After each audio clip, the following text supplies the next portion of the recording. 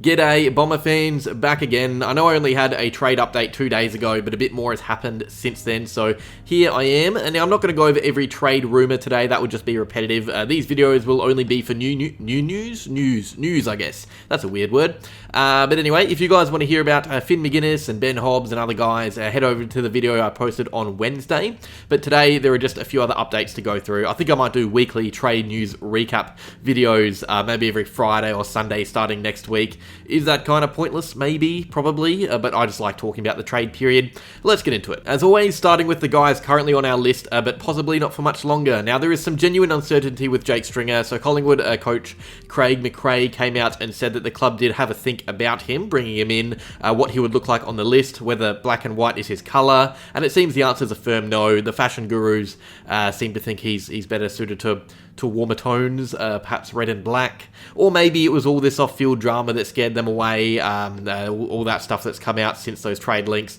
McRae said they won't be going for him for a number of reasons. He made it pretty clear, so as of right now, there aren't really many suitors for Stringer. That could change. Clubs won't be coming hard early for a guy this old on the trade table. That's an easy way to raise his value. If they wait till later in the trade period, they can probably keep the club, Essendon, nervous and persuade them to lower their standards for Stringer, so I don't think there is, this one's anywhere near being done. Sydney are still playing footy as well, and they've been linked, so until they're done, we don't know what they're up to. They have a grand final to worry about. They don't care about Stringer right now, but there is every chance he stays at Essendon. Ties aren't cut like many seem to think, by the way. He said he played his last game at Essendon, but that doesn't mean he hates the club. He's been doing little off-season training sessions at the hangar with a few of the boys. That isn't the attitude of someone who desperately doesn't want to return, so he could still stay to his contract. I think we find out more next week or the week after when the trade period starts. This could drag on a bit. I hope it doesn't for your sake. You won't have to hear me yap on constantly about it. Also, I want to add something to this real quick. Pick purchasing. Now, this is when a club pays part of a player's salary to convince the opposing club to give them a better draft pick in return. This is definitely something Essendon could be doing with outgoing players. We're loaded with salary cap space. We're hoarding salary cap space, so we could be thinking about paying players not on our books to get better draft picks in return. Just thought I'd add that there. Sam Weideman, everybody's favourite player, Sam Weideman. Now, his future is up in the air, obviously. Whether or not he stays at the club really depends on what we do this trade period. If we manage to bring in someone to cover Laverty, Weideman may be let go. If we don't even trade Laverty, Weideman may be let go. If we fail to really bring in enough first team or even depth to the club in the key back area, Weideman might stay. Did I say that right? I hope you guys know what I mean. So when you look at Laverty and Rotham and other guys we're all going to be linked with down back, Weideman is involved a bit because his future on our list really depends on what we do to bolster that area. I know many want him delisted, so do I, but we can't delist him if we get rid of Laverty and bring no one else in to replace him. I hope that doesn't happen because I don't think he's an AFL-worthy defender. Jayden Davey, going to touch on him real quick. Oh boy, I wish you guys could see my notes because the lack of effort is astounding this video. I wrote real quick sentences after work, and you can probably tell by the lack of cohesion with this video. Anyway, we're going to roll with it. He's probably going to be delisted by the club. Isaac Kako is a genuine sure thing to join the Bombers, pretty much. He's already training at the hangar.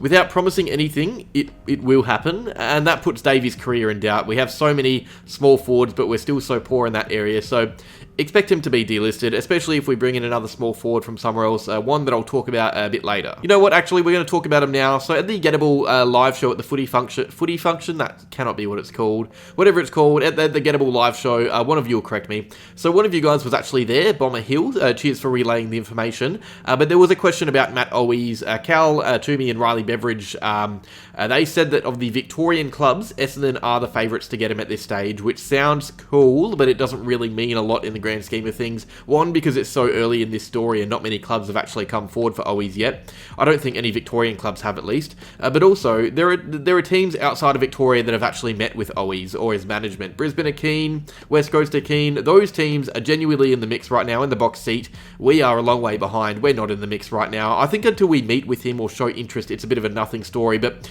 there is a reason they said we could potentially be in the mix, I guess. So don't be surprised if we do come forward, but also I don't know if we will. I really don't think we'll be trading much this year. I think we're going for some real cheapies to protect our draft hand. Alright, Tim Membrey. Now this one was flagged just after I posted my trade update on Wednesday, so thank you for that, giving me fuel for another video.